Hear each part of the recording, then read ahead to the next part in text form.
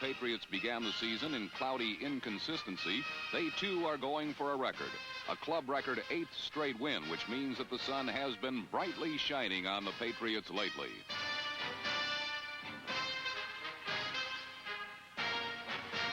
They lead their division, a fact which could make Coach Chuck Fairbanks' head a little too big for anyone's hat. But while Fairbanks tried on Bum Phillips' hat, Bum would probably enjoy standing in Chuck's shoes, because going into the game, his Oiler club was 6-4, a record thought to be disappointing to some experts who picked Houston to win the AFC Central, where they trail by 3 prior to kickoff. So, as Russ Francis points out, all signals are go for his club, which is near the top of the NFL in many statistical departments. But Dante Pastorini and the Oilers have their eye on an upset and a wild card playoff spot in a game that looms extremely important in both the AFC Central and East, as the Houston Oilers meet the New England Patriots and the Miami Dolphins face the Buffalo Bills in the NFL doubleheader game of the week.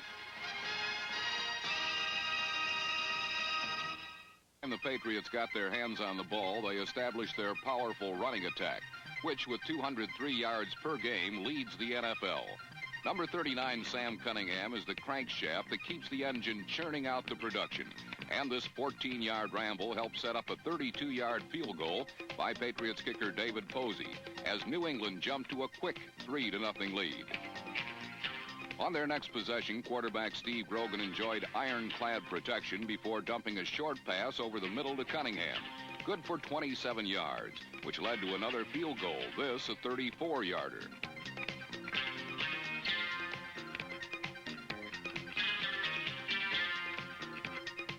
The Oilers then got the ball for one play, but possession was squandered when Earl Campbell fumbled on the way down, and New England's Rod Schote recovered.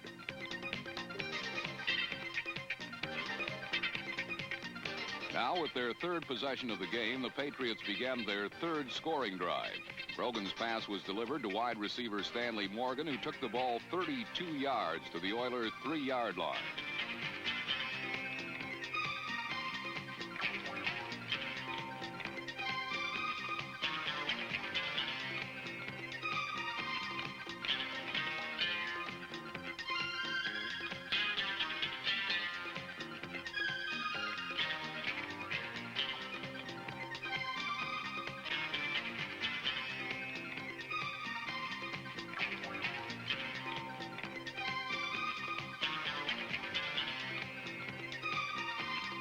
This was the final play of the first quarter, and a repeat shows that although Grogan was forced to make a slight rollout, the pressure was minimal.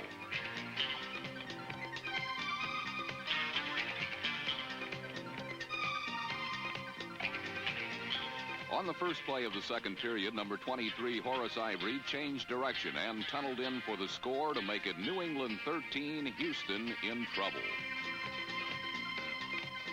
In fact, as Bum Phillips himself might say, the Oilers now had about as much chance as an armadillo on an 8-lane Texas freeway at rush hour.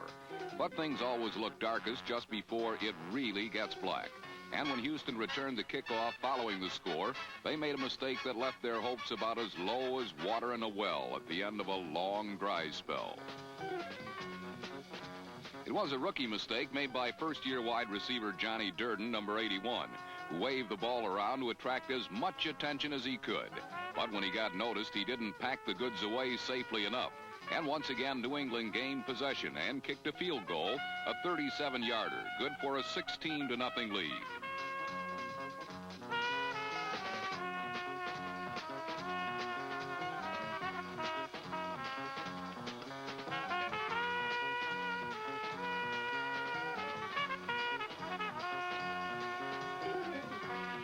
On their next possession, Houston kept the farce in force when number 45, Tim Wilson, lost the ball, and Patriot Tony McGee recovered. The game was becoming a phonograph record, a country and western lament with the needle stuck in one groove, which played over and over. I can't score for trying since they took my ball away.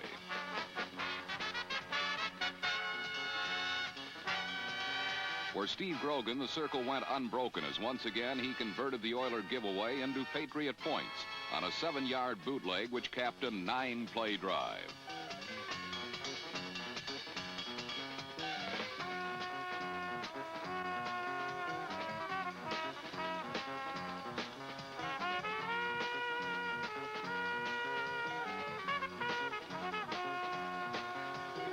repeat shows that it was easy sailing for Grogan as New England's lead grew to 23-0.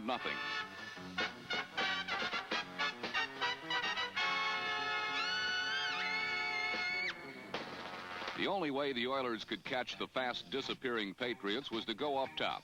Pastorini to streaking Ken Burrow was a case of close, but no Panatella, and Houston was forced to punt.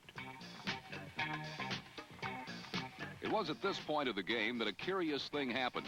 The contest spun 180 degrees, and as if by magic, the teams reversed roles. Abracadabra, the Patriots made the error. Presto changeo, the Oilers took advantage.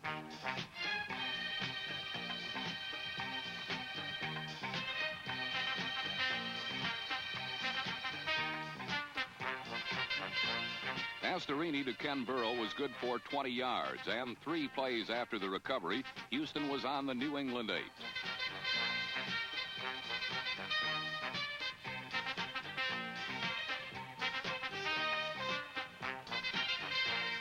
The Oiler line blasted open an alley, and number 26, Rob Carpenter, gushed through to make it 23-7. A repeat shows the Patriots defenders were misdirected and beautifully screen blocked as Carpenter rambled in untouched.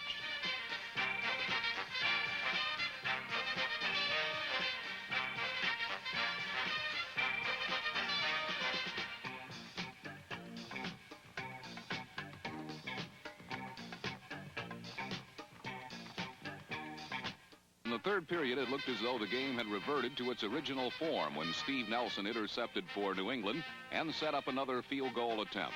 But the try was missed, and the Oilers began an amazing drive.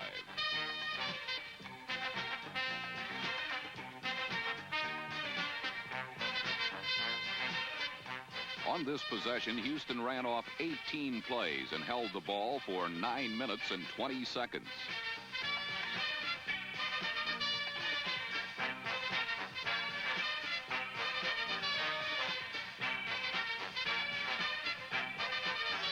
It all ended when Carpenter dove in from the 1 to close the gap to 23-14. New England then had the ball for 1 play on which Grogan's pass to Harold Jackson was intercepted by number 19, Willie Alexander. Now, despite an occasional setback, the Oilers began a 15-play drive that chewed up 6 more minutes.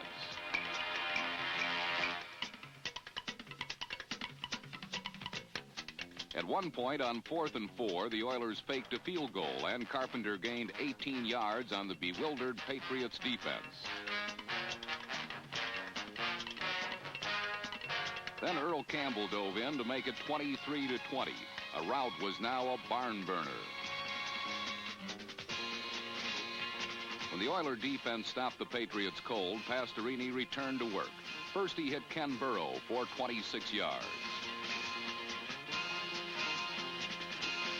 Then, with 4th and a foot at the Patriot 9, the Oilers disdained what would have been the tying field goal and went for broke.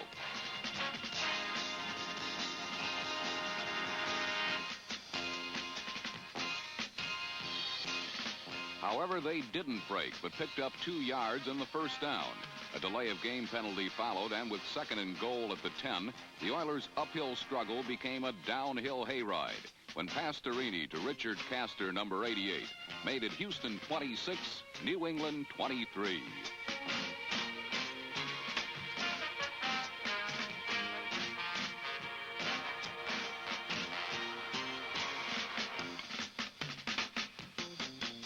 The Oilers' comeback against such a tough opponent was one of the truly amazing turnarounds of this season, and could well be the rallying point that will carry the never-say-die Houston team into the playoffs.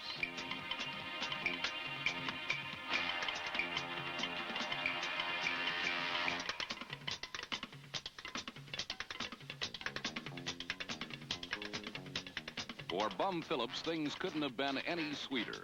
And while a division title for his team is still only a remote possibility, the Houston win did make a division title a very near reality for the Miami Dolphins.